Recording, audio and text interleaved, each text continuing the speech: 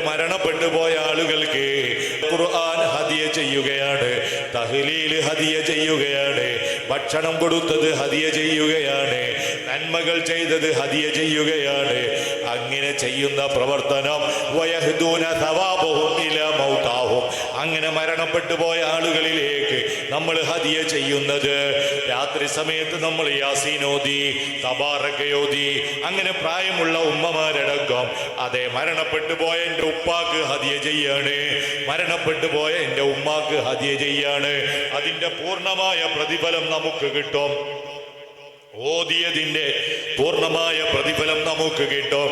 നമ്മളൊരു മങ്കൂസ് മൗലിദ് ഓതിയിട്ട് അതെ ഇതിൻ്റെ വലിയ സവാബ് എൻ്റെ ഉപ്പാക്ക് കൊടുക്കണേ, എൻ്റെ ഉമ്മാക്ക് കൊടുക്കണേ എന്ന് പറയുമ്പോ ആ ഖബറുകളിൽ കിടക്കുന്ന ഉമ്മമാർക്ക് എത്ര വലിയൊരു സന്തോഷമാണ്, ഉപ്പമാർക്ക് എന്തൊരു സന്തോഷമാണ്.